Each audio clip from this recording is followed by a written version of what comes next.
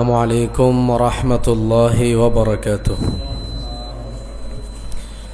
الحمد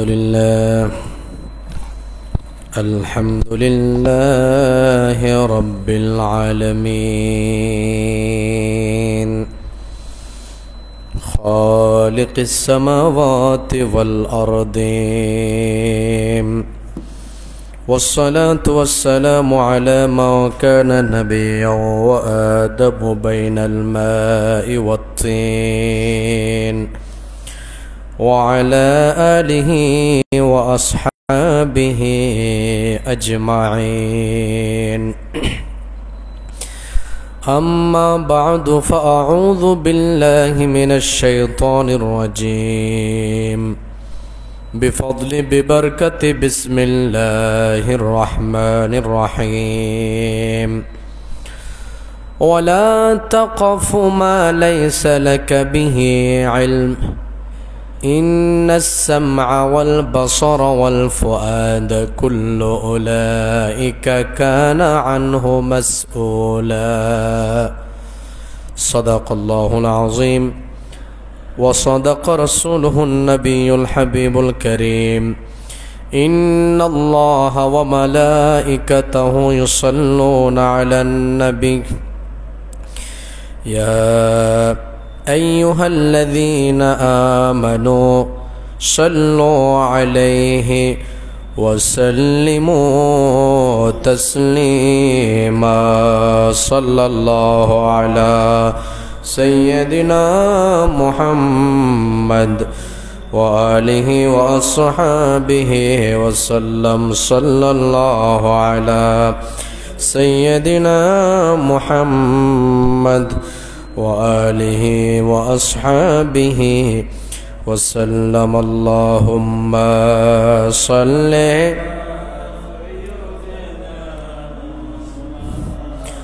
محمد وعلى آل سيدنا مولانا। दिन থাকিতে কর মুমিন,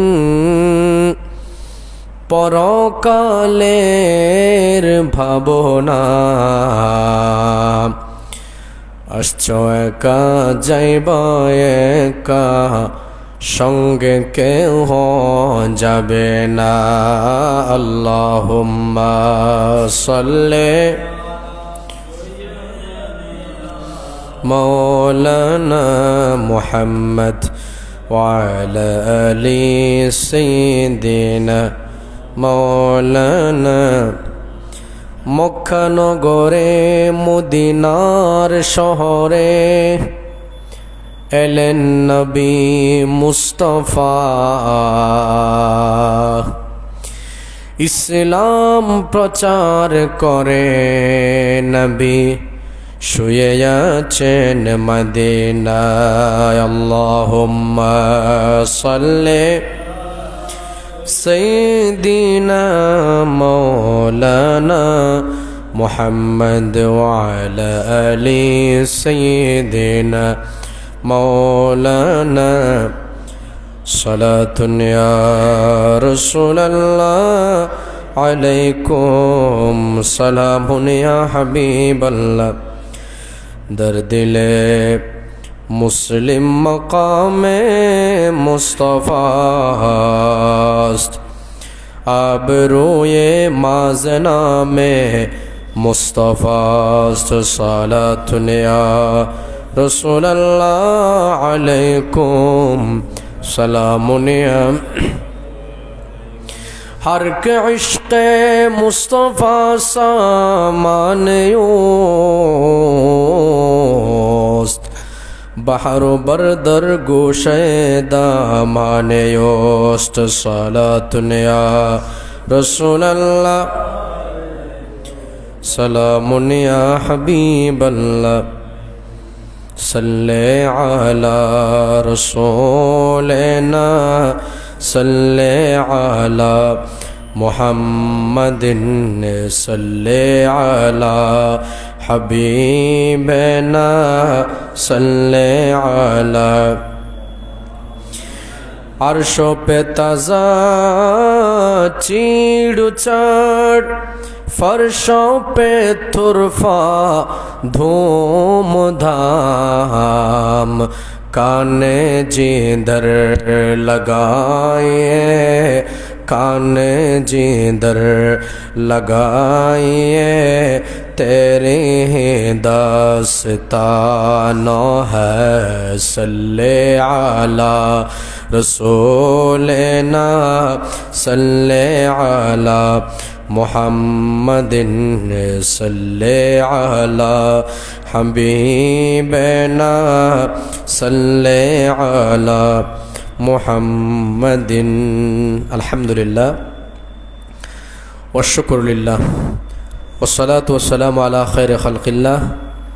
महान रब्बुल आलमीनेर आलिशान दरबारे अवনত मस्तके असंख्य अगणित शुक्रिया आदाय करছি যে আল্লাহ পাক সুবহানাহু ওয়া তাআলা আমাদেরকে দয়া করে মায়া করে মেহেরবানি করে আল্লাহর ঘর মসজিদ তথা অত্র এলাকার সুনামধন্য আলী রাজার বাড়ি জামে মসজিদের মধ্যে পবিত্র জুমাদাল আউয়াল মাসের চতুর্থ জুমা আদায়ের লক্ষ্যে অত্র মসজিদে সমাবেত হওয়ার তৌফিক দান করেছেন।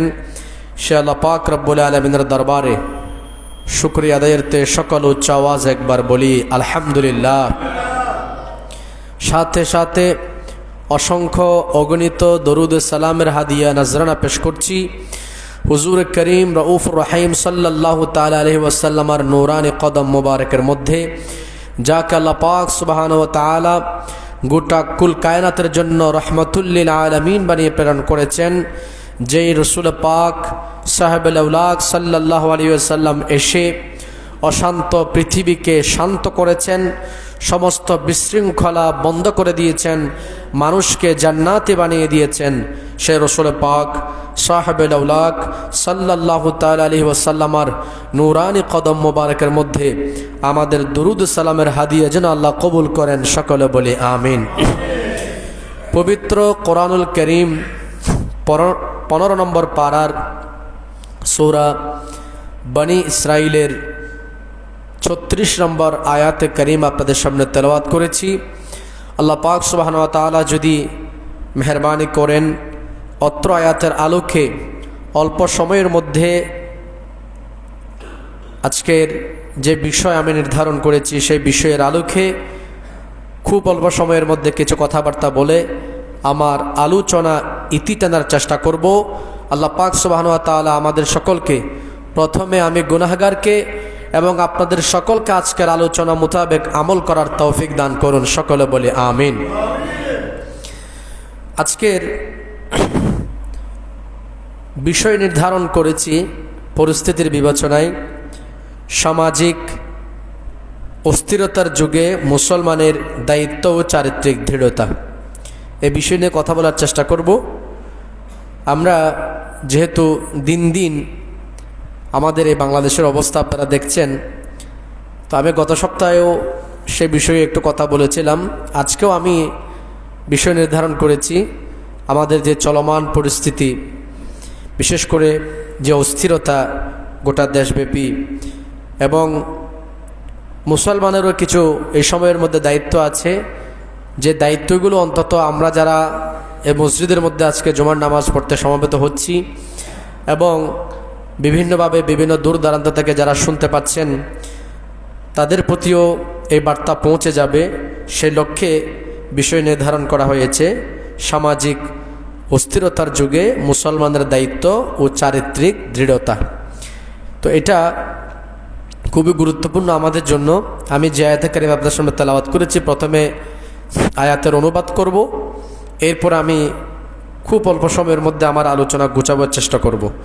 আল্লাহ পাক সুবহানাহু ওয়া তাআলা ইরশাদ করছেন, বিসমিল্লাহির রহমানির রহিম, ওয়ালা তাকিফু মা লাইসা লাকা বিহি ইলম।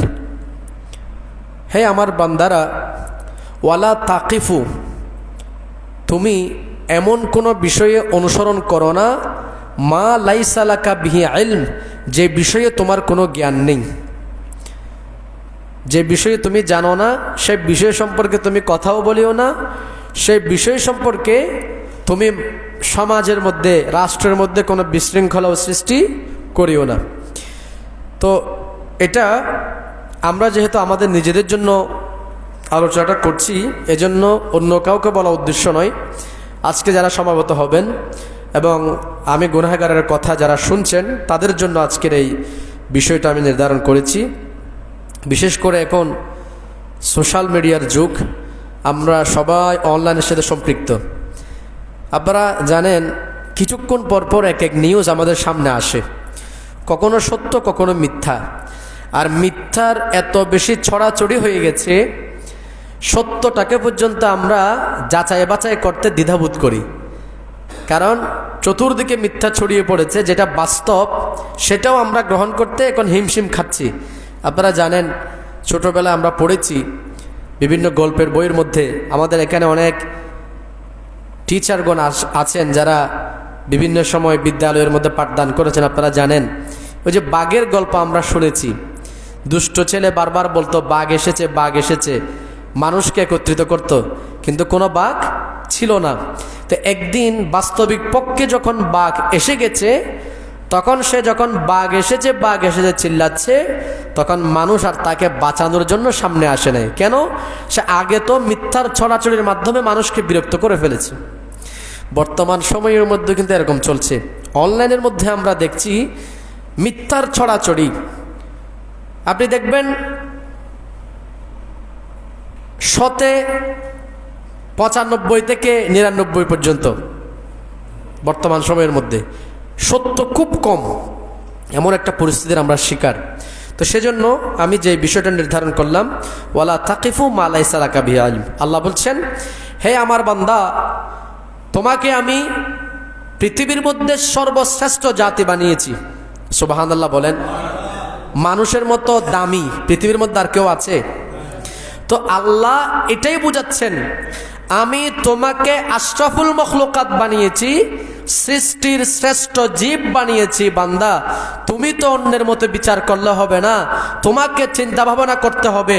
আমি তোমাকে যে ব্রেইন দিয়েছি, যে মস্তিষ্ক আমি তোমাকে দিয়েছি, যে জ্ঞান আমি তোমাকে দিয়েছি, সেই জ্ঞানকে কাজে লাগিয়ে সত্য মিথ্যা যাচাই বাছাই করে তোমাকে চলতে হবে। সেজন্যই তো তুমি আশরাফুল মখলুকাত। জোরে বলেন সুবহানাল্লাহ। এজন্য আল্লাহ বলছেন, ওয়ালা তাকিফু মা লাইসা লাকা বিহি ইলম। হে আমার বান্দা, তোমার দায়িত্ব হলো তুমি এমন কোন বিষয়ের পিছনে লেগে থাকবে না, এমন কোন বিষয়কে তুমি অনুসরণ করবে না যে বিষয়ের ব্যাপারে তোমার কোনো জ্ঞান নেই। শুধু তাই নয়, আল্লাহ আরো বললেন, ইন্নাস সামআ ওয়াল বাসারা ওয়াল ফুআদা কুল্লু উলাইকা কানা আনহু মাসউলা।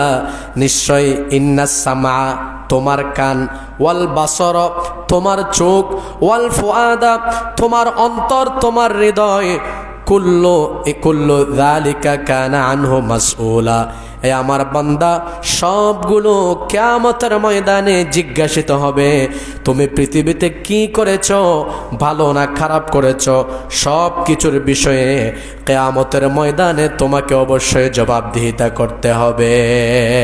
সুবহানাল্লাহ।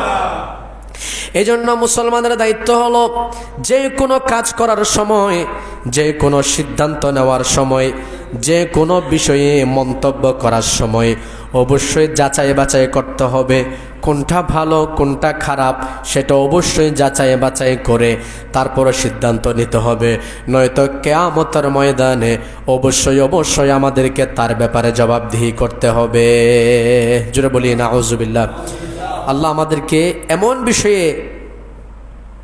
অনুসরণ করার, এমন বিষয়ে কথা বলার, এমন বিষয় সম্পর্কে আলোচনা করার তৌফিক দান করুন যে সম্পর্কে আমাদের জ্ঞান আছে, যে সম্পর্কে আমাদের জানা আছে, ওইসব বিষয়ে কথা বলার, অজানা বিষয় থেকে আমাদেরকে দূরে থাকার তৌফিক দান করুন। সকলে বলে আমিন। এবার আসেন, এর ব্যাপারে আরও কিছু কথা এটার সাথে প্রাসঙ্গিক আমাকে বলতে হবে। প্রথম নম্বর হলো, যেহেতু আমরা এখন সবাই অনলাইনের সাথে সম্পৃক্ত, তো আমি এই বিষয় নির্ধারণ করার পিছনে কিছু কারণ আছে। আমাদের অনেক রুমমেট আছে, হঠাৎ করে যে কোনো একটা নিউজ আমাকে বলছে, ভাই দেখেন যে অনলাইনের মধ্যে এরকম দেখতে পাচ্ছি। তা আমি দেখেই বলছি যে এটা তো সত্য নিউজ নয়, এটা মিথ্যা, কিন্তু সবাই এটা কিন্তু বুঝতে পারে না। বোঝার জন্য কিছু বিষয় আছে, কারণ এগুলো এমনভাবে সাজানো হয় যেন মনে হচ্ছে বাস্তব। তো আমি বারবার বলেছি, আপনারা জ্ঞানী মানুষ, এগুলো একটু যাচাই বাছাই করে তারপরে সিদ্ধান্ত নেওয়া দরকার। কিন্তু আমরা অনেক সময় দেখি অনেক বড় বড় জ্ঞানী মানুষ এত কিছু না বোঝার কারণে অনলাইন সম্পর্কে তারা এগুলো শেয়ার করে দেয়, অথচ এটা একটা ভুল তথ্য। তো ভুল তথ্য একজনে ছড়াইছে। আর আমাদের দেশে কিছু ইউটিউবার আছে, ফেসবুক ইউটিউবার, টিকটকার, এগুলো হচ্ছে মিথ্যা কথা বলে টাকা কামানোর জন্য মানুষের কাছে ভুল নিউজ প্রচার করে, আর থাম্বনেল এমনভাবে তৈরি করে যেন মনে হচ্ছে এটা বাস্তবতা, কিন্তু বাস্তবতার সাথে ওটার কোনো সংশ্লিষ্টতা বা কোনো ধরনের মিলবন্ধন নেই। তো মানুষের মধ্যে বিভ্রান্তি ছড়ানো। তো এই জন্য আমাদের দায়িত্ব হবে, এই ধরনের কোনো বিষয় যদি আমরা দেখি আমাদেরকে অবশ্যই পরখ করতে হবে। আল্লাহ বলছেন, ইয়া আইয়ুহাল্লাযীনা আমানু ইন জাআকুম ফাসিকুম বিনাবাইন ফাতাবায়ানু। হে আমাদের আল্লাহ বলছেন, হে আমার বান্দারা, যখন তোমার কাছে কোনো সংবাদ আসবে, কেউ তোমার কাছে কোনো বার্তা যখন তোমার কাছে পৌঁছাবে, তুমি সেটা ফাতাবায়ানু, আগে ফরক করে দেখো এটা কি সত্য নাকি মিথ্যা, এটা যাচাই করো, তারপর তুমি সেটা মানুষের কাছে ছড়িয়ে দাও। এখন আমাদের দেশে শোনা কথা একজন থেকে আরেকজন শুনতে শুনতে এটা এমনভাবে বিকৃত হয়, কথা এটার আসল পর্যন্ত হারিয়ে যায়, এরকম হয় না? তো এটার ব্যাপারে হাদিসে পাকের মধ্যে নিষেধ আছে। আমার নবী বলছেন, কোনো মানুষ যদি কোনো মিথ্যা সংবাদ শোনে, মিথ্যা সংবাদ শোনার পরে যদি সেটা যাচাই বাছাই না করে মানুষের মধ্যে প্রচার করে দেয়, আমার নবী বলছেন মিথ্যাবাদী হওয়ার জন্য এতটুকুই যথেষ্ট। সে যা শুনেছে যাচাই বাছাই না করে সেটা মানুষের মধ্যে প্রচার করে দেওয়া, সে মিথ্যাবাদী হওয়ার জন্য এতটুকুই যথেষ্ট। জোরে বলেন নাউজুবিল্লাহ। আমার নবী বলছেন, কাফা বিল মারই কাযিবান আইয়ুহাদ্দিসা বিকুল্লি মা সামিআ। একজন ব্যক্তি মিথ্যাবাদী হওয়ার জন্য এতটুকুই যথেষ্ট, সে যা শুনেছে, যা মানুষের কাছ থেকে পেয়েছে সেটা মিথ্যা সত্য মিথ্যা যাচাই না করে, সেটার ভালো খারাপ পার্থক্য না করে সেটা যদি সে প্রচার করা শুরু করে দেয়, সেটার উপর যদি বিশ্বাস স্থাপন করে, সেটার উপর যদি সেই রাজি হয়ে মানুষের কাছে যদি বিভ্রান্তি ছড়ায়, আবার নবীজি বলছেন মিথ্যাবাদী হওয়ার জন্য এতটুকুই তার জন্য যথেষ্ট, যেহেতু সে সেটা ফরক করে দেখে না। এই জন্য বলেন নাউজুবিল্লাহ। এজন্য মুসলমানের দায়িত্ব হলো, যে কোনো সংবাদ পেলে, যে কোনো মিথ্যা হোক সত্য হোক, সেটা আমার কাছে আসার পর আগে যাচাই করা বাছাই করা, এটা আমার নৈতিক দায়িত্ব। আমি যদি যাচাই বাছাই না করি, তা আমার মধ্যে আর পশুর মধ্যে পার্থক্য কি? একটা পশু যখন সকালবেলা বের হচ্ছে ঘর থেকে, সেটাকে হালাল হারাম সে বুঝতে পারে, তার ভিতর তো সে আকল নাই। কিন্তু আমি তো মানুষ, আমি মানুষ যে এই জন্যই তো আমাকে আশরাফুল মাখলুকাত বানিয়েছে। কি জন্য? আল্লাহ আমাকে জ্ঞান দিয়েছেন, সত্য মিথ্যা পার্থক্য করার শক্তি দিয়েছেন। তা আমিও যদি সে পশুসুলভ আচরণ করি, তাহলে আমার সাথে আর পশুর সাথে কি কোনো ভেদাভেদ আছে? এক হয়ে গেলাম না? সুতরাং এগুলো আমাদেরকে খুব সতর্ক থাকতে হবে। যাই হোক, আমি কথা লম্বা করতে চাচ্ছি না, তারপরেও কথা বেড়ে যাচ্ছে। তো আমি কয়েকটা বিষয় আপনাদেরকে খুব ইঙ্গিত দিব, একটু খেয়াল করবেন, সংক্ষেপ করার চেষ্টা করব, সময় যেহেতু কম। প্রথম নম্বর কথা হচ্ছে বর্তমান সত্য মিথ্যার মিশ্রণ। সত্য মিথ্যার মিশ্রণ। আমার নবীজি সাল্লাল্লাহু আলাইহি ওয়াসাল্লাম সাহাবায়ে কেরামকে, উম্মতকে বারবার তাগিদ দিয়েছেন, তোমরা সত্য কথা বলো, মিথ্যা থেকে বেঁচে থাকো। কেন? মিথ্যাকে কি বলা হয়? সকল গুনাহের মূল। সকল গুনাহের আল কিযবু উম্মুল খাবাইস। সমস্ত গুনার মূল, সমস্ত অপরাধের মূল হচ্ছে কি? মিথ্যা কথা। আপনি দেখেন, কোন একটা অপরাধ করেছে, তাকে যখন আপনি স্বীকারোক্তির জন্য যাবেন, মিথ্যা কথা বলবেন। সে মনে করেন ঘরে বসেছিল, আপনি তাকে বলছেন তুমি আসো নাই কেন? বলে আমি ঘরে ছিলাম না। মিথ্যা কথা। মানে প্রত্যেকটা কথার মধ্যে। তাহলে মিথ্যা এটা অনেক সময় এমন হয়ে যায় যে মানুষ একেবারে স্বাভাবিক বিষয়ের মধ্যে পর্যন্ত, যেটা আমি সহজে বলতে পারবো, এসব বিষয়ের মধ্যে পর্যন্ত মানুষ মিথ্যা কথা বলে।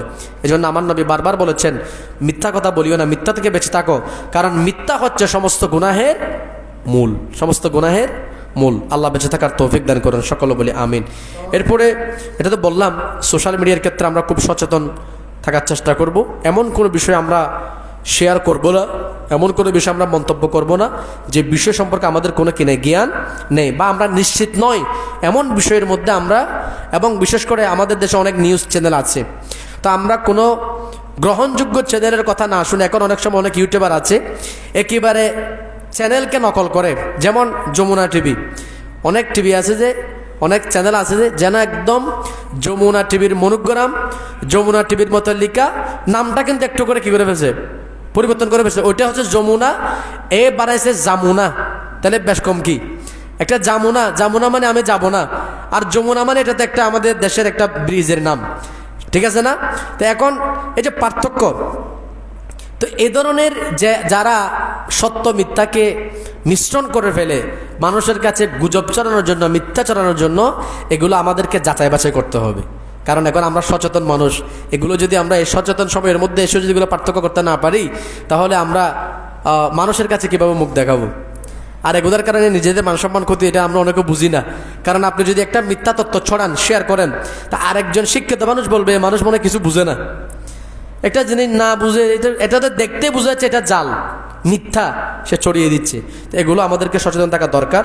এরপর হচ্ছে একে অপরের প্রতি আন্তরিকতা, মোহাব্বত, ভালোবাসা, এটা সৃষ্টি করা দরকার আমাদের মধ্যে। আজকে মুসলমান পরস্পর আন্তরিকতা, মোহাব্বত না থাকার কারণে যত কুন্দল, যত অশান্তি আজকে আমাদের সমাজের মধ্যে সৃষ্টি হচ্ছে, এগুলো কেন? আমরা একে অপরকে সহ্য করতে পারি না। এগুলো যেটা না হয়, আমরা সবাই চেষ্টা করব পরস্পর আন্তরিকতার সাথে, মোহাব্বতের সাথে মিলবন্ধন রেখে আমরা চলবো। কেন? আমার নবীজি সাল্লাল্লাহু আলাইহি ওয়াসাল্লাম সে ব্যাপারে সুন্দর বর্ণনা দিয়েছেন যে, আয় আমার উম্মতেরা, তোমরা যারা মুমিন, মুমিন তো একে অপরের ভাই, তো সুতরাং মুমিনকে মুমিনের সাথে মিলেমিশে থাকতে হবে। এক মুমিন যখন আরেক মুমিনের সাথে থাকবে, সেটা মুমিনের শক্তিকে বৃদ্ধি করে দেবে। জোরে বলেন সুবহানাল্লাহ। আল্লাহ পাক সুবহানাহু ওয়া তাআলা কোরআনুল কারীমের মধ্যে ইরশাদ করছেন, ওয়াতাসিমু বিহাবলিল্লাহি জামিআন ওয়া লা তাফাররাকু। হে আমার বান্দারা, তোমরা সবাই ঐক্যবদ্ধ হয়ে আমার রজ্জুকে মজবুতভাবে আঁকড়ে ধরো, আল্লাহর রজ্জুকে মজবুতভাবে আঁকড়ে ধরো। আর তোমরা ওয়ালা তাফাররাকু, জনে জনে বিচ্ছিন্ন হইও না, সবাই একসাথে থাকো। একসাথে থেকে তোমরা আমার রজ্জুকে আঁকড়ে ধরো। এখানে রজ্জু মানে কি? কেউ বলেছেন কোরআন, কেউ বলেছেন রাসূলুল্লাহ। এই দুটা জিনিসকে যদি আঁকড়ে ধরতে পারেন, অর্থাৎ রাসূলুল্লাহকে যদি আপনি অনুসরণ করতে পারেন, যত বড় মুসিবত আসুক না কেন, যত বলা মুসিবত, যত বড় বিপদ আসুক না কেন, যে ব্যক্তি নবীর অনুসরণ করে, তার জন্য নবীর জীবনের মধ্যে তার জন্য শিক্ষা রয়ে গেছে। সুবহানাল্লাহ। আল্লাহ সেটাও বলে দিলেন। আল্লাহ বলছেন, লাকাদ কানা লাকুম ফি রাসূলিল্লাহি উসওয়াতুন হাসানা। হে আমার বান্দারা, তোমরা যদি আমার নবীকে অনুসরণ করো, আমার নবীর জীবনের মধ্যে তোমাদের জন্য উসওয়ায়ে হাসানা, উত্তম আদর্শ আমার নবীর জীবনের মধ্যে তোমাদের জন্য রয়ে গেছে। সুবহানাল্লাহ। এজন্যই তো নবীর অনুসরণ করলে কার অনুসরণ হয়ে যায়? আল্লাহর অনুসরণ হয়ে যায়। আল্লাহ সেটাও বলে দিলেন, মাই ইউতিআর রাসূলা ফাকাদ আতা আল্লাহ। যে ব্যক্তি আমার নবীর ইতাআত করলো, আমার রসুলের পথে মতে চললো, সে যেন আল্লাহর আনুগত্য করলো। সুবহানাল্লাহ। তো রসুলের কথা মানতে হবে কিনা? তো রসুলের কথা যদি মানেন, সব কিছুর সমাধান আপনি সেখানে পাবেন। সেটা যেটা আমি আপনাদেরকে বলছিলাম, মুমিন পরস্পর ভাই। আল্লাহর কোরআন বলছেন, ইন্নামাল মুমিনুনা ইখওয়াতুন ফাআসলিহু বাইনা আখওয়াইকুম। এক মুমিন আর এক মুমিনের ভাই, মুমিন পরস্পর ভাইয়ের মতো। তো আল্লাহ পাক সুবহানাহু ওয়া তাআলা আরো বলছেন, ফাআসলিহু বাইনা আখওয়াইকুম। দুই ভাইয়ের মধ্যে, মুমিনের মধ্যে যদি কোনো বিবাদ হয়, ঝগড়া হয়, কোনো ভুল বুঝাবুঝি হয়, তাহলে তোমরা তাদের মধ্যে মীমাংসা করে দাও, তাদের মধ্যে মিলিয়ে দাও, যাতে ভুল বুঝাবুঝি দূর হয়ে যায়, দূরত্ব দূর হয়ে ভাইয়ে ভাইয়ে মিলে মিশে যাতে মুসলমানরা ঐক্যবদ্ধ হয়ে সুন্দর সমাজ গড়তে পারে। এই শিক্ষা দিয়েছেন। আর আমার নবী হাদিসে পাকের মধ্যে ইরশাদ করেছেন, আল মুমিনু লিল মুমিনি কাল বুনিয়ান। আমার নবীজি বলছেন এক মুমিন আর এক মুমিনের জন্য একটি দালানের মতো, একটি বিল্ডিংয়ের মতো, একটি প্রাসাদের মতো। কেমন? বলে ইয়াশুদ্দু বাদুহু বাদাম। আমার নবীজি বলছেন যে এই বিল্ডিংয়ের মধ্যে যে ইটগুলো ব্যবহার হয় সেই ইটগুলো হচ্ছে মুমিনের উদাহরণ। একটা ইট আরেকটাকে শক্ত করে মজবুত করে, একটার উপর একটা দেওয়ার পর ভিত্তি মজবুত হয়। সেজন্য আমার নবীজি বলেছেন আল মুমিনু লিল মুমিনি কাল বুনিয়াম। এক মুমিন আরেক মুমিনের জন্য বিল্ডিংয়ের মধ্যে, রাজপ্রাসাদের মধ্যে এক একটা ইটের মতো। একটা ইট যেভাবে আরেকটা ইটকে শক্তিশালী করে, একজন মুমিনের সাথে যদি আর একজন মুমিনের বন্ধুত্ব থাকে তাহলে তাদের মধ্যে একটা শক্তি সৃষ্টি হয়। তাদের বিরুদ্ধে কোনো বেদিন কোনো ধরনের ষড়যন্ত্র করতে পারে না। সুবহানাল্লাহ। এটা তো আমার নবী হাদিসে পাকের মধ্যে স্পষ্ট বলে গেছেন, কিন্তু আমরা সেগুলো কি করতে পারি না, অনুসরণ করতে পারি না। এরপর আসেন রাগ। আমাদের এখন সমাজের সবচেয়ে বড় সমস্যা হচ্ছে রাগ। এ রাগ উঠলে কখন কি বলে, কাকে কি বলতেছে এটা ঠিক থাকে না, হয় না? এমনি হাদিসে পাকের মধ্যে রাগের ব্যাপারে অনেক কথা আছে রাগকে ঠান্ডা করার জন্য। কারণ নবীজি বলেছেন রাগ এটা হচ্ছে জাহান্নামের উত্তাপ। এজন্য দেখবেন যখন মানুষ রাগ হয় চোখ লাল হয়ে যায়, গর্দানের রগগুলো ফুলে যায়। দেখছেন তো রাগান্বিত হলে এই অবস্থা হয় না? এটা আমার নবীজি আগেই বলেছেন। তো কি করতে হবে? বলে রাগের জন্য আমার নবী কয়েকটা ওষুধ বাতলিয়ে দিয়েছেন। কয়েকটা কি ওষুধ? ওষুধ কি? একটা হলো আমার নবীজি বলছেন রাগ এটা যেহেতু জাহান্নামের উত্তাপ, সেজন্য তোমরা সেটাকে পানির মাধ্যমে ঠান্ডা করো। যদি তোমার রাগ চলে আসে তাহলে তুমি ওযু করো, ঠান্ডা পানি দিয়ে ওযু করলে তোমার রাগটা অনেক অংশ কমে যাবে। সুবহানাল্লাহ। আর নবীজি বলেছেন যদি তুমি দাঁড়িয়ে থাকো তাহলে বসে যাও, যদি বসা অবস্থায় থাকো শুয়ে যাও, তাহলে তোমার রাগটা অনেকাংশে কমে যাবে। সুবহানাল্লাহ। আর আল্লাহর কোরআন বলছেন, মুমিনের উদাহরণ দিতে গিয়ে আমার আল্লাহ কোরআনুল কারীমের মধ্যে স্পষ্টভাবে কি বলে দিলেন রাগ সম্পর্কে? ওয়াল কাযিমিনাল গায়য ওয়াল আফিনা আনিন নাস ওয়াল্লাহু ইউহিব্বুল মুহসিনিন। তিনটা কথা আল্লাহ বলেছেন। একটা হলো ওয়াল কাযিমিনাল গায়য, যারা রাগকে সংবরণ করে, নিজের রাগকে কন্ট্রোল করতে পারে, এক নম্বর। আর কি? ওয়াল আফিনা আনিন নাস, মানুষকে ক্ষমা করে দেয়।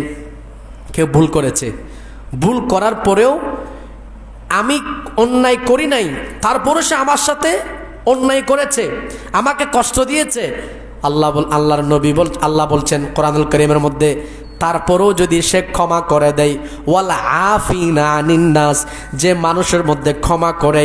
আর কি? ওয়াল্লাহু ইউহিব্বুল মুহসিনিন, যে মানুষকে এহসান করে, মানুষের প্রতি দয়া করে, যে সৎকর্ম পরায়ণ।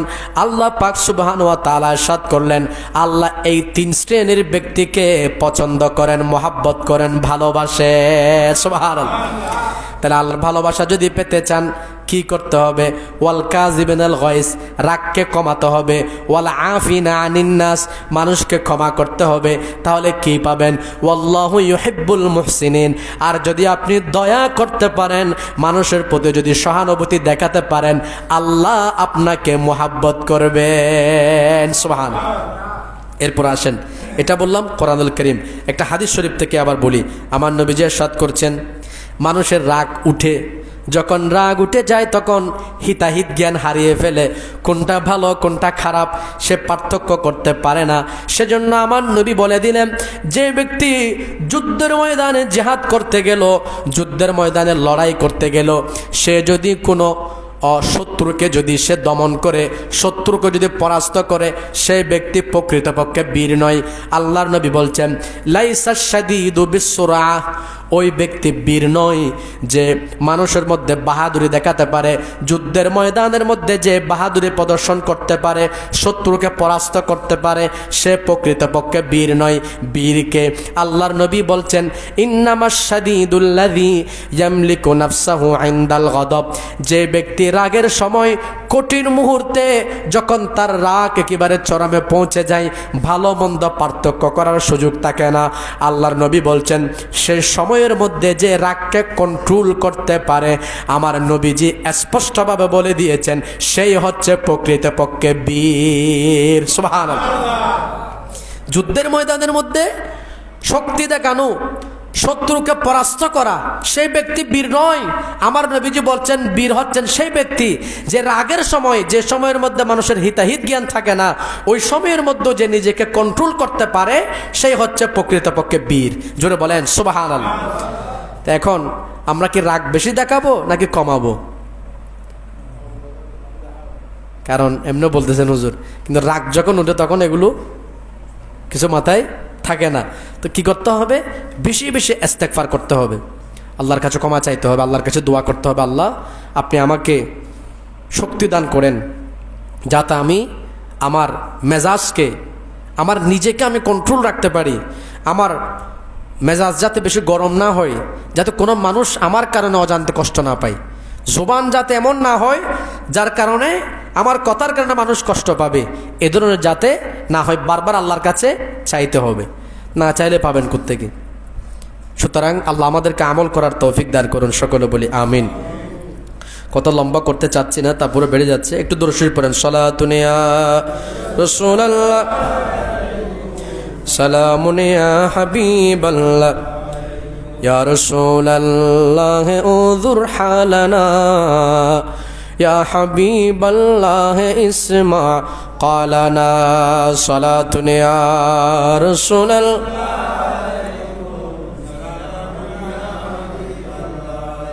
এবার আসেন আরেকটু কথা বলবো জুলুম নিয়ে। জুলুম, জুলুম কি? জুলুমকে এমনি বলা হয়, আরবি একটা সংজ্ঞা আছে, ওয়াদউশ শাই আলা গায়রে মাহাল্লিহি, কোনো জিনিসকে এমন স্থানের মধ্যে রাখা যেটা তার স্থান নয়। যেমন টুপি, টুপি রাখার স্থান কোথায়? তো টুপিটা যদি আমি পায়ে রাখি এটা জুলুম। তো অনুরূপভাবে একজন মানুষকে কি করা? সম্মান করা, এটা তার অধিকার। তাকে যদি সম্মান না করা, আমি তাকে বেইজ্জত করি, এটা কি? জুলুম। অনুরূপভাবে একজন হকদার যে আমার কাছে হক পাবে, তার হক না দিয়ে এটা আমি বক্ষণ করা, এটা কি? জুলুম। ওয়াদউশ শাই আলা গায়রে মুহাল্লিহি, যে জিনিসটা যেখানে রাখা দরকার সেখানে না রেখে অন্যত্র রাখা, এটা হচ্ছে কি? জুলুম। জুলুমের ব্যাপারে আমার নবীজি বলছেন, আমার নবী হাদিসে পাকের মধ্যে স্পষ্ট করে ঘোষণা করেছেন, ইত্তাকুজ জুলমা, এ আমার উম্মতেরা তোমরা জুলুম থেকে বেঁচে থাকো। কেন বেঁচে থাকবা? বলে ফাইন্নাজ জুলমা যুলুমাতুন ইয়াউমাল কিয়ামা, নিশ্চয় জুলুম সেটা কিয়ামতের ময়দানে মানুষের সামনে অন্ধকার হয়ে ভয়াবহ চিত্র নিয়ে মানুষের সামনে উপস্থিত হবে। অর্থাৎ আপনি যদি দুনিয়ার মধ্যে কাউকে জুলুম করে থাকেন, জুলুম করে যদি কারো এক বিঘত জমিন জায়গা যদি আপনি বক্ষণ করে থাকেন, কিয়ামতের ময়দানে সেই জমিটা একেবারে এই দুনিয়া থেকে নিচে 7 তবকা পর্যন্ত জমিন আপনার মাথার উপরে তুলে দেওয়া হবে। কিয়ামতের ময়দানে আপনাকে সেইভাবে শাস্তি দেওয়া হবে। যদি সামান্যটুকু একটু জায়গা যদি কারো থেকে জোর জুলুম করে আপনি বক্ষণ করে থাকেন, যেটা বলেন নাউজুবিল্লাহ। জুলুম, তো জুলুম শুধুমাত্র জায়গা জমিন দিয়ে হয় এরকম নয়, জুলুম অনেকভাবে হয়। জুলুম কথার মাধ্যমে হতে পারে, জুলুম কাউকে বঞ্চিত করার মাধ্যমে হতে পারে, জুলুম কারো সম্পদ মারার মাধ্যমে হতে পারে, জুলুম কারো প্রতি অবিচার করার মাধ্যমে হতে পারে, জুলুম নেই বিচার না করার মাধ্যমে হতে পারে। আপনাকে যার পক্ষে বিচার করতে হবে তার পক্ষে না করে অপরাধীর পক্ষে বিচার করে দেওয়া, এটার নাম ওই কি? জুলুম। মনোযোগ আছে? একটু এদিকে তাকান, মনোযোগটা একটু আপনারা মেহেরবানি করে, আমি শেষ করতেছি একটু এমন শেষের দিকে। তো এটা মনে রাখবেন, যাক কথা আর লম্বা করতে চাচ্ছি না, সময় এমন শেষের দিকে। নবীজি সাল্লাল্লাহু আলাইহি ওয়াসাল্লাম এটাই বলেছেন, তোমরা জুলুম থেকে বেঁচে থাকো, কারণ কিয়ামতের ময়দানে সেটা তোমার জন্য ভয়াবহ অবস্থার কারণ হবে, ভয়াবহ অবস্থার কারণ হবে। এরপর আসেন আরেকটু কথা বলে শেষ করব, এটা হচ্ছে অর্থনৈতিক সংকট এবং বিপদের ধৈর্য ধারণ। এখন যেহেতু দেশের পরিস্থিতিও ভালো না, তো অনেক ব্যবসায়ী যারা একসময় ভালোভাবে নিজেদের ব্যবসা বাণিজ্যের মাধ্যমে একটা আরামায়েশ করেছেন, বা নিজের পরিস্থিতি যেভাবে ছিল এখন একটু পরিবর্তন হয়ে গেছে সাময়িক। এটা শুধু এখন হয়েছে তাই নয়, যে এখন আপনি ভালো আছেন, হয়তো দুদিন পর আপনার সে অবস্থা হতে পারে। আবার আজকে আপনি একটু খারাপ অবস্থার মধ্যে আছেন, দুদিন পর আপনি ভালো হতে পারেন, আবার ভালো এটা চিরস্থায়ী নাও হতে পারে। এটাই হচ্ছে বাস্তবতা। তো এখন এই ক্ষেত্রে আমাদের কি করতে হবে? যখন অর্থনৈতিক সংকট আমাদের মধ্যে দেখা দিবে, তো সেটারও সমাধান কিন্তু ইসলাম দিয়ে দিয়েছে। সুবহানাল্লাহ বলেন। যে ব্যক্তি আসলে আল্লাহর উপর ভরসা করতে জানে, আল্লাহর উপর নির্ভর করতে পারে, আল্লাহর উপর তাওয়াক্কুল করতে পারে, তার কোনো কষ্ট করতে হয় না। আল্লাহ তার জন্য একটা চলার পথ, তাকে বের হওয়ার পথ, তাকে চলার জন্য কোনো একটা পদ্ধতি একটা না একটা আল্লাহ অবশ্যই বের করে দিবেন। সুবহানাল্লাহ। আল্লাহ বলছেন, ওয়ামান ইয়াত্তাকিল্লাহা ইয়াজআল লাহু মাখরাজা। যে ব্যক্তি আল্লাহকে ভয় করে, বিপদের মধ্যে সবর করে, ধৈর্য হারা হয় না, আল্লাহ বলছেন ইয়াজআল লাহু মাখরাজা, আল্লাহ তাকে বের হওয়ার কোনো একটা উপায় অবশ্যই বের করে দিবেন, যার মাধ্যমে সে বিপদ থেকে মুক্ত হতে পারে। সুবহানাল্লাহ। আর কি আল্লাহ বলছেন, ওয়ায়ারযুকুহু মিন হাইসু লা ইয়াহতাসিব। রিজিকের জন্য সে কষ্ট করে, রিজিক নিয়ে চিন্তা ভাবনা করে, খাবো কি, করব কি, চাকরি নাই, ব্যবসা নাই, বাণিজ্য নাই, কিচ্ছু নাই, কি করব? আল্লাহ বলে দিলেন, বান্দা তুমি যদি আমার উপর নির্ভর করতে পারো, আমার উপর যদি তাওয়াক্কুল অর্জন করতে পারো, ওয়ায়ারযুকুহু মিন হাইসু লা ইয়াহতাসিব, তোমার রব তোমাকে কোত্থেকে রিজিক দিবে, কোথায় থেকে তোমার খাওয়ার পানির ব্যবস্থা হয়ে যাবে, তুমি নিজে কল্পনাও করতে পারবে না। আপনারা একটু চিন্তা করেন, একটা পাখি সকালবেলা যখন বাসা থেকে বের হয়, সন্ধ্যাবেলায় যখন সে বাসায় ফিরে, সে কি খালি পেটে ফিরে নাকি বড়া পেটে? আমি বলবো হুজুর সে খালি পেটে ফিরতেছে নাকি বড়া পেটে ফিরতেছে, আপনি কেমনে জানেন? প্রশ্ন করবেন না? এটার প্রমাণ হচ্ছে, সে যদি খালি পেটে ফিরতো তাহলে বাঁচত কয়দিন? 2 দিন 3 দিন। সে যখন দিব্যি বেঁচে আছে, প্রত্যেক দিন আবার সকালবেলা বের হচ্ছে, আবার সন্ধ্যায় ফিরতেছে, তার মানে সে খালি পেটে ফিরছে না। আল্লাহ তাকে তার রিজিকের ব্যবস্থা করে দিচ্ছেন না। জঙ্গলের মধ্যে এত পশু পাখি, খাওয়াচ্ছে কে? বলেন না, কে খাওয়াচ্ছেন? তা আল্লাহ যদি 18,000 মখলুকাতের দায়িত্ব নিতে পারেন, তো এই যে আশরাফুল মখলুকাত যারা, তাদের দায়িত্বকে আল্লাহ নেন নাই? আল্লাহ বলছেন, ওয়ামা মিন দাব্বাতিন ফিল আরদি ইল্লা আলাল্লাহি রিজকুহা।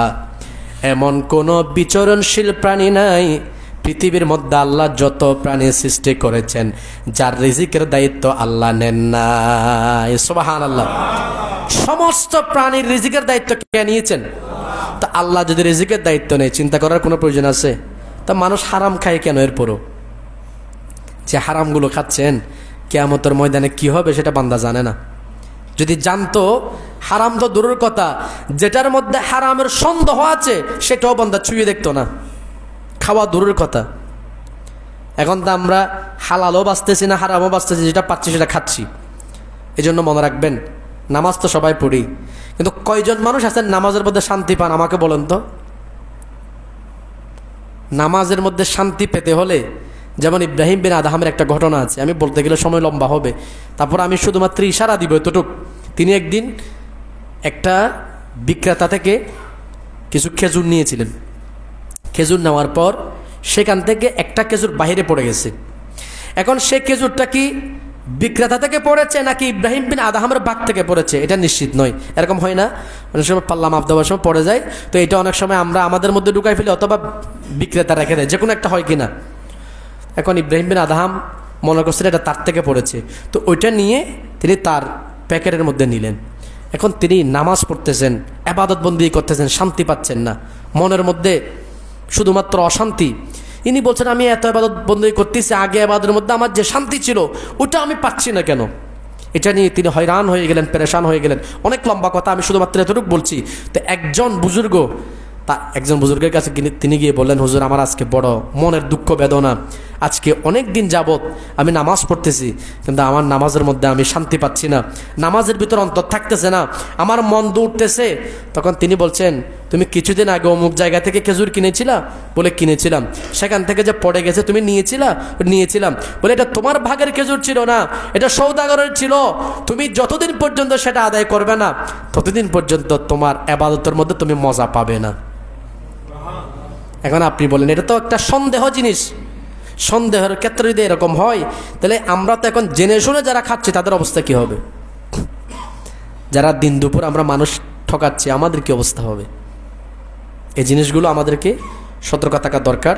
হাদিসে পাকের মধ্যে আছে, যার পেটের ভিতরে এক লোকমা হারাম ঢুকেছে, এক লোকমা বুঝেন? আমরা তো ভাত খাওয়ার সময় এক গ্রাস খাই না, অনেক গ্রাস খাই না, এরকম একটা গ্রাস যদি কারো পেটের মধ্যে হারাম যায়, 40 দিন পর্যন্ত তার ইবাদত আল্লাহর কাছে কবুল হয় না। কয়দিন? এখন নামাজের মধ্যে মজা নেই, ইবাদতের মধ্যে মজা নেই। কেন নাই? আমরা নিজেরা কোনোদিন খুঁজে বের করার চেষ্টা করেছি? কখনো যদি মনের মধ্যে পেরেশানি আছে, কি করবেন? আমি কয়েকটা কথা আপনাদেরকে বলতে পারি, সময় নাই, এটা বলে আমার কথা শেষ। বাকি কথা আল্লাহ বাঁচায় রাখলে ইনশাল্লাহ অন্য সময় বলবো। মনের মধ্যে যদি কখনো পেরেশানি চলে আসে, কোনো শান্তি না পান, ঘরের মধ্যে পুরাতন অনেক কাপড় চোপড় আছে যেগুলো আপনি পরেন না, জীবনে পরবেনও না, এগুলো এমনি আলমারির মধ্যে বাস করে রাখার তো কোনো প্রয়োজন নেই। নিবেন, নিয়ে গরিব অসহায় যারা আছে তাদের কাছে যাবেন, গিয়ে সেগুলো বিতরণ করবেন। তারপর দেখবেন যে অন্তত মনের মধ্যে একটা শান্তি আপনার ভিতরে কাজ করবে। ওটাও যদি না পারেন, অন্তত আল্লাহ যাদেরকে টাকা পয়সা দিয়েছে, ধন সম্পদ দিয়েছে, চেষ্টা করবেন নিয়ে আবার ভিডিও করার জন্য না। এখন তো আমাদের দেশে এখন ভিডিওর প্রভাব, দিবি যে 5 টাকা, এতে ভিডিও করবে 5 লাখ টাকার। বর্তমান সময়ে চলতেছে না? আপনি ভিডিও করে মানুষকে বেইজ্জত করবেন কেন?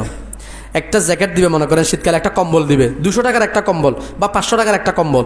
এই একটা কম্বল দিয়ে আপনি এই যে একজন গরিব মানুষকে ক্যামেরার সামনে নিয়ে আসলেন, তা আপনি কি তাকে এখন দান করলেন নাকি তার মান সম্মানটা ছোট করলেন? এরকম দেখানোর দরকার নাই। আপনার এটা আল্লাহ দেখতেছেন না? দানেটা আল্লাহ দেখতেছেন কিনা? তো করবেন কি? যেমন আলহামদুলিল্লাহ অনেকে আছে, আমি দেখেছি শীতের সময় বিভিন্ন শীতবস্ত্র বিতরণ করেন, সুইটার জ্যাকেট বিতরণ করেন। এগুলো কিন্তু অন্তরের প্রশান্তি, এগুলো মনের মধ্যে একটা প্রশান্তি আসবে। আপনার ভিতরে যদি কোনো পেরেশানি থাকে, চিন্তা থাকে, এটাও দূর করে দিবে। তা ওষুধ আছে তো টেনশনের ওষুধ হচ্ছে এগুলা। আপনি মানুষের সেবা করেন, কারণ আল্লাহ বলছেন, যতক্ষণ পর্যন্ত বান্দা আমার অন্য কোনো বান্দার দুঃখ দূর করবে, পেরেশানি চিন্তা দূর করবে, আমি আল্লাহ তাকে ততক্ষণ পর্যন্ত সাহায্য সহযোগিতা করব, তার দুঃখ দুর্দশা আমি দূর করতে থাকবো। সুবহান। ঘুরবেন, মানুষ থেকে খবর নেবেন, কোন মানুষ অসহায়, ঠিকমতো খাবার খাইতে পারে না, তার জন্য 5 কেজি চালের ব্যবস্থা করবেন, 1 কেজি ডাল, চিনি, চা পাতা, যেগুলো প্রয়োজন, নিত্য প্রয়োজন এরকম জিনিস। আপনি 1000 টাকার জিনিস যদি আপনি নেন, বেশি না, 1000 টাকার জিনিস যদি একটা পরিবার আপনি দিতে পারেন, তাদের অন্তরে যদি একটা হাসি ফুটে, তার অন্তর থেকে যদি একটা দোয়া আসে, আপনার সমস্ত পেরেশানের দুশ্চিন্তা এক মুহূর্তে দূর হয়ে যাবে। এখন আমরা করি কি? এমনি খরচ করি টাকা, কিন্তু ফকির মিসকিন আসলে তাদের ক্ষেত্রে আমরা অন্য রকমের আচরণ করি, ব্যবহার করি। এটা যেন না হয়, কারণ আমার সম্পদের মধ্যে গরিবের হক আছে, আমার সম্পদের মধ্যে অসহায়ের হক আছে, আমার প্রতিবেশীর হক আছে। আর সবচেয়ে বড় সমস্যা আমাদের সমাজের মধ্যে এটা কি? আত্মীয়দেরকে আত্মীয়রা সহ্য করতে পারে না, বা নিজের ভাই, নিজের বড় ভাই, অনেক সময় দেখা যায় বড় ভাই একেবারে অসহায়, ছোট ভাই গরিব, ছোট ভাই বা বড় ভাই অসহায়, ছোট ভাই ধনবান, অথবা বড় ভাই ধনবান, ছোট ভাই গরিব, একজন একজনের খবর নেয় না, স্ট্যাটাস মিলে না। এই জন্য এই যদি হয় অবস্থা, আমার নবীজি সাল্লাল্লাহু আলাইহি ওয়াসাল্লাম স্পষ্টভাবে বলেছেন, যে ব্যক্তি নিজে খায়, নিজের পরিবার তো দূরের কথা, আমার নবীজি বলছেন প্রতিবেশীর কথা, যে নিজে তৃপ্তি ভরে খায়, নিজের প্রতিবেশী না খেয়ে থাকে, ক্ষুধার্ত থাকে, যে সে আমাদের অন্তর্ভুক্ত নয়। জোরে বলেন না নাউজুবিল্লাহ। আমার নবীজি বলছেন, যে নিজে খায়, নিজের প্রতিবেশীর কিনে না, হক নেয় না, সে আমাদের অন্তর্ভুক্ত নয়। তো সে যদি অন্তর্ভুক্ত নয়, আর যে নিজের ভাইয়ের খবর নেয় না, নিজের মা বাবার খবর নেয় না, আছে না অনেক সন্তান, নিজে তাকে বড় বড় দালান কোঠার মধ্যে কত আরামায়েশ, কত শান্তির মধ্যে, গরমের সময় এসি চলতেছে, তারপর আপনার ঠান্ডার সময় এই ঠান্ডা দূর করার জন্য চলতেছে, তারপর কিন্তু গরম পানি টাইমে টাইমে আপনি এদিকে ছেড়ে দিলে গরম পানি পড়তেছে, এগুলো সব বুক করতেছে কে? নিজের স্ত্রীকে নিয়ে নিজে। কিন্তু নিজের মাঝে ঘরের মধ্যে একটা রান্না করার মতো মানুষ নেই, সেই দিকেও ব্রুক্ষেপ নেই। এরকম অনেক মানুষ আছে না? তা কি জবাব দেবেন আল্লাহর কাছে আমাকে বলেন? সুতরাং কথা এতটুকুর মধ্যে শেষ। বাকি কথা ইনশাআল্লাহ তাআলা আল্লাহ পাক যদি কবুল করেন আগামী সপ্তাহে বলার চেষ্টা করব। একটা চিঠি এসেছে, দাওয়াত এসেছে। তো আল্লাহ পাক সুবহানাহু ওয়া তাআলা আমাদের সকলকে আজকের আলোচনা মোতাবেক আমল করার তৌফিক দান করুন, সকলে বলি আমিন। একটা দাওয়াতনামা 17তম আজিমুশান সুন্নি সম্মেলন 2025, এটা হচ্ছে নতুন জামে মসজিদ মাঠ প্রাঙ্গণ, ধুরুমের মুখ, গোমান মর্দান, হাটহাজারী, চট্টগ্রাম। 14 নভেম্বর আজকে নাকি? আজকে 14 নভেম্বর আপনাদেরকে দাওয়াত দেওয়া হচ্ছে। আপনারা যদি সম্ভব হয় অংশগ্রহণ করবেন, বিভিন্ন মাহফিলের মধ্যে যাবেন, ওলামায়ে কেরামের আলোচনা শুনবেন, সেখান থেকে নিজেদের জীবন গঠন করবেন। আল্লাহ পাক সুবহানাহু ওয়া তাআলা আমাদের সকলকে কবুল করুন, সকলে বলি আমিন। ওমা আলাইনা ইল্লাল বালাগ। যারা সুন্নত পড়েন নাই 4 রাকাত সুন্নত আদায় করেন। আসসালামু আলাইকুম ওয়া রাহমাতুল্লাহ।